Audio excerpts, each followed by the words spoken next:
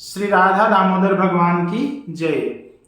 सप्तमें अध्याय में हमने कार्तिक व्रती के व्रत का प्रभाव सुना। अब 8वें अध्याय में नारद जी महाराज पृथु से कहते हैं कि हे राजन, इसके बाद अब मैं कार्तिक व्रत करने वाले की उद्यापन की विधि भली भांति आपसे कहता हूं। ध्यान से सुनिए। व्रत पूर्ण होने पर जो फल मिलता है उसके लिए और विष्णु भगवान की प्रसन्नता के लिए कार्तिक शुक्ल चतुर्दशी के दिन व्रत का उद्यापन करें। तुलसी के ऊपर तोरण युक्त 4 द्वारों को फूल और चमरों से सुशोभित मंडप बनावें। उसके चारों द्वार पर मृत्तिका के बने हुए पुण्यशील, सुशील, जय और विजय इन चारों विष्णु के द्वारपालों की पूजन करें। तुलसी के मूल में समीप चारों रंगों से भली भांति शोभायुक्त अच्छे प्रकार अलंकृत उत्तम सर्वतोभद्र चक्र बनाएं। उसके ऊपर पंचरत्न करके और श्रीफल से शोभित शुभ कलश को स्थापित करें। फिर उस कलश पर शंख गदा को धारण किए हुए और पीले रेशमी वस्त्रों से सुशोभित भगवान लक्ष्मी और उनके साथ जो देव देवेश भगवान विष्णु हैं उनकी पूजन करें। व्रती पुरुष मंडल में इंद्रादि लोकपालों की पूजा करें। द्वादशी को भगवान का जागरण करें और त्रयोदशी को देवताओं से देखे गए और चतुर्दशी को पूजन किए गए इस चतुर्दशी तिथि को शांत तथा सावधान मन हो भक्ति से व्रत करें। गुरु की आज्ञा लेकर देव देवेश जो भगवान हैं उनकी स्वर्ण की प्रतिमा, सोने की प्रतिमा बनाकर नाना प्रकार के भोजन से युक्त षोडशोपचार से पूजन करें। रात्रि में गीत वाद्य आदि मंगलों से जागरण करें। उसके बाद सुंदर प्रभात होने पर मनुष्य नित्य क्रिया अर्थात स्नान, ध्यान, संध्योपासना इत्यादि करें। फिर हवन करें। इसके बाद में ब्राह्मणों को भोजन करावें और लोभ का त्याग करके अपनी शक्ति के अनुसार दक्षिणा दें। हे राजन, इस प्रकार जिसने वैकुंठ चतुर्दशी का व्रत किया वह मनुष्य इस चतुर्दशी के व्रत मात्र से ही वैकुंठ को प्राप्त हो जाता है। वैकुंठ चतुर्दशी का महात्म्य सैकड़ों वर्षों से देवता और विशेषकर शेषनाग भी कहने में समर्थ नहीं है। जो मनुष्य भगवान के जागरण में भक्ति से काम करते हैं वे सैकड़ों जन्मों में उत्पन्न हुए पापों के समूह से मुक्त हो जाते हैं।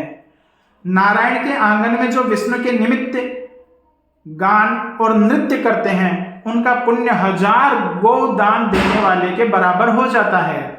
वासुदेव भगवान के आगे गीत और नृत्य करता हुआ कौतुक से दिखाता हुआ रात्रि में जो जागरण करता है और विष्णु के चरित्रों का पाठ करता हुआ वैष्णवों को सुनाता है, उनको प्रसन्न करता है, उनके पुण्य फल से विष्णु भगवान सालोक्य मुक्ति देते हैं। जो मुख से बाजा बजाता है और स्वेच्छा लाभ अर्थात वृथा बकवाद का त्याग करता है, इन भावों से जो मनुष्य हरि का जागरण करता है दिन दिन उसका पुण्य कोटि तीर्थ यात्रा के समान माना गया है।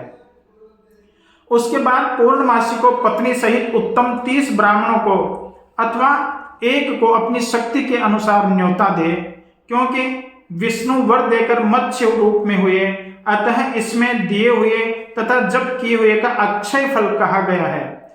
इससे व्रती उन ब्राह्मणों को खीर इत्यादि भोजन करावें और ऋचाओं से तिल और खीर का हवन करें। देव देव जो विष्णु हैं उनकी तथा देवताओं की पृथक पृथक यथाशक्ति दक्षिणा दें और उनको प्रणाम करें। उसके बाद व्रती भगवान की पूजा करके देवताओं की तथा तुलसी की पूजा करें। उसके बाद विधि पूर्वक कपिला गो का पूजन करें। फिर व्रत के उपदेश करने वाले गुरु को पत्नी सहित वस्त्र, भूषण, आभूषण इत्यादि से पूजन कर उन ब्राह्मणों से क्षमापन करावें।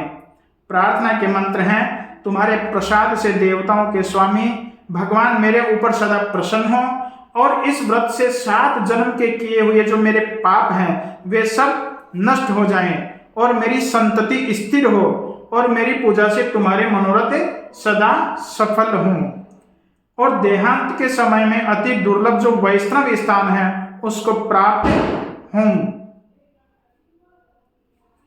ऐसे उस ब्राह्मण से क्षमापण करा करके और प्रसन्न कराकर उसका विसर्जन कर व्रती पूजा को गौ समेत दान करें। उसके बाद भक्तिमान पुरुष मित्र वर्गों समेत आप भोजन करें। कार्तिक में अथवा माघ में इसी प्रकार की विधि कही है। ऐसे जो मनुष्य कार्तिक का व्रत भली भांति करता है वह पाप रहित सब कामनाओं से युक्त हो विष्णु की समीपता को प्राप्त कर लेता है। संपूर्ण व्रत, संपूर्ण तीर्थ और सब प्रकार के दान करने से जो फल की प्राप्ति होती है उससे करोड़ गुना फल उस व्रत के भली भांति करने से प्राप्त हो जाता है। वे धन्य हैं, वे सदा पूज्य हैं और उनका जन्म सफल है जो विष्णु भक्ति में रत होकर कार्तिक मास का व्रत करते हैं। देह में स्थित पाप उस व्रत के भय से कंपायमान होते हैं और कहते हैं कि यह मनुष्य तो कार्तिक व्रत करने वाला है, अब हम कहां जाएं। इस प्रकार कार्तिक व्रत के नियमों को जो भक्ति से श्रवण करते हैं और वैष्णवों के आगे कहते हैं, वे दोनों जो फल कार्तिक व्रत नियम से प्राप्त होते हैं, पापों के नाश करने वाले उन सब फलों को प्राप्त हो जाते हैं। बोलिए सच्चिदानंद भगवान की जय।